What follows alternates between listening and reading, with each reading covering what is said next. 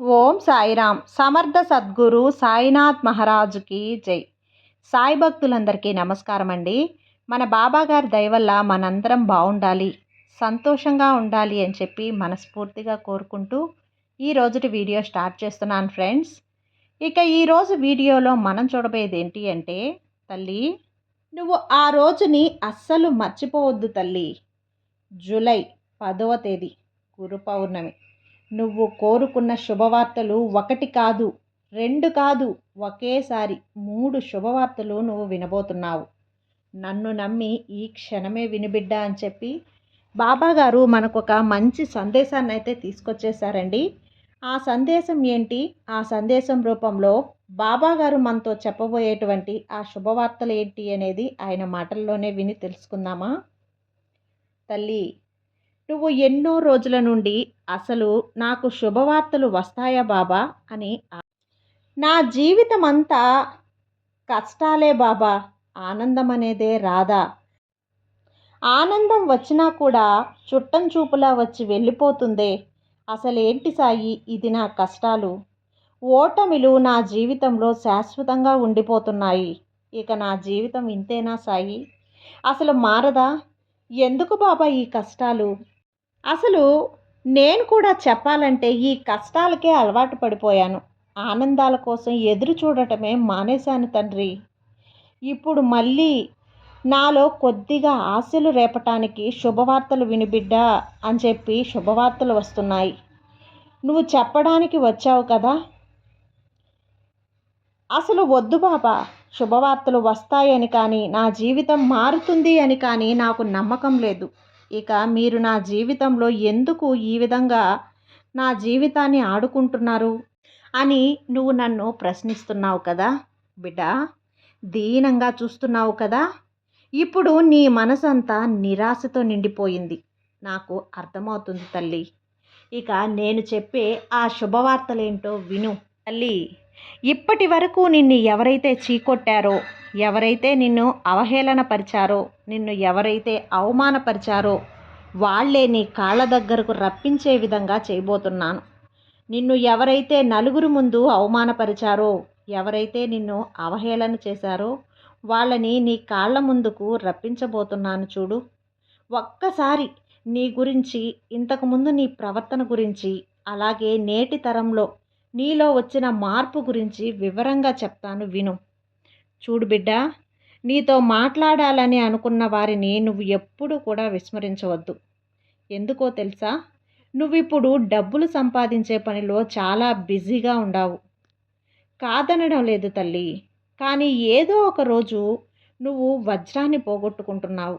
ఎందుకంటే నీతో బంధాన్ని కలుపుకోవటానికి చాలా బంధాలు ఎదురు చూస్తున్నాయమ్మా. అలాగే నీతో కాస్తంత సమయం గడిపితే చాలు, కాసేపు అలా నవ్వుతూ మాట్లాడితే చాలు అని చాలా బంధాలు ఎదురు చూస్తూ ఉన్నాయి. కాబట్టి ఆ బంధాలను నువ్వు అస్సలు పట్టించుకోవడం లేదు, అంటే విస్మరిస్తున్నావు.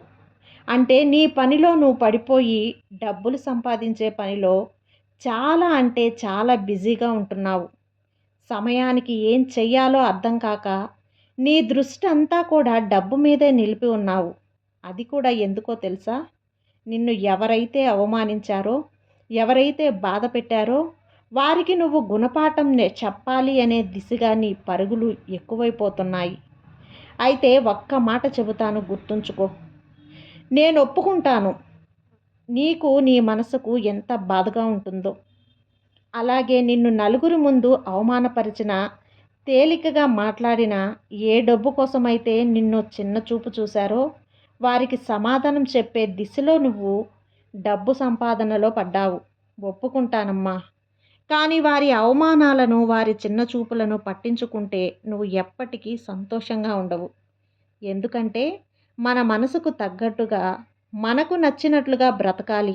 అంతేకాని ఎవరో ఏదో అన్నారని, ఎవరో ఏదో అనుకుంటారని మన సంతోషాన్ని, మన ఆనందాన్ని, మనం సంతోషంగా ఉంటే మన బంధాల్ని మనం దూరం చేసుకోవచ్చా చెప్పు.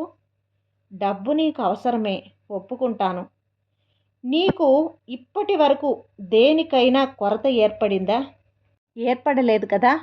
నీకే కాదు, నా భక్తుల ఇంటిలో తిండికి కానీ నిద్రకి కానీ దేనికి కూడా ఇప్పటి వరకు ఏ లోటు లేకుండా ఎన్ని విధాలుగా నేను ఏర్పరచుకున్న ప్రతి భక్తుడికి, ప్రతి ఒక్క భక్తురాలికి తిండికి, బట్టకి, వసతికి ఎలాంటి లోటు లేకుండా చూసుకుంటున్నాను. ఇది నిజమా కాదా? నీ గుండెల మీద చెయ్యి వేసుకుని చెప్పు. మరి ఒప్పుకో, ఈ నిజాన్ని నేను నీ ముందుగా నీ అవసరాలన్నింటినీ తీర్చేశాను. అలాగే నీ కోరికను నెరవేర్చడంలో కూడా నేను నీ సాయి శక్తులా ప్రయత్నిస్తూనే ఉన్నానమ్మా.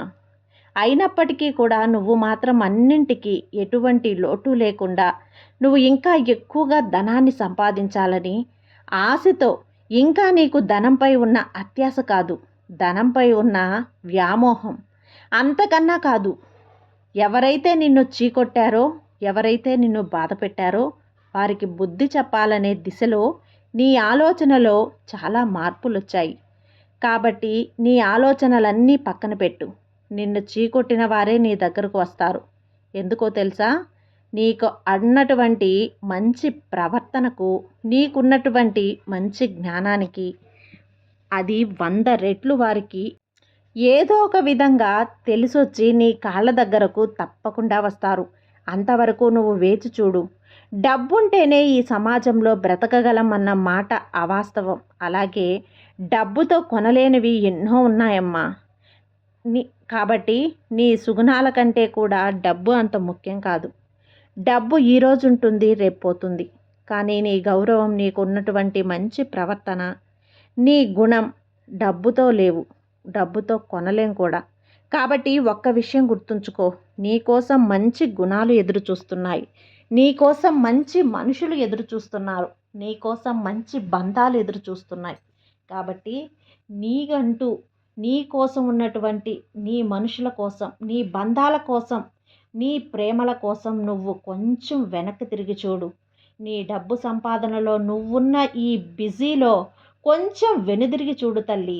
నీ కోసం ఎదురు చూసే చాలా చాలా విషయాలు ఉన్నాయి. కాబట్టి నీ సాయి ఏది చెప్పినా నీ కోసం మాత్రమే చెప్తాను, నా భక్తుల క్షేమం కోసమే చెప్తాను. కాబట్టి నేను చెప్పే ప్రతి మాటను గుర్తుంచుకొని రాబోయే ఈ జూలై 10వ తేదీన నా దర్శనం చేసుకో. నీ జీవితంలో అన్నీ సర్దుమణిగి నీ జీవితం హాయిగా ఉంటుంది. ఈ పౌర్ణమికి నీ జీవితం కూడా నిండు పున్నమిలా ప్రకాశవంతంగా ఉంటుంది.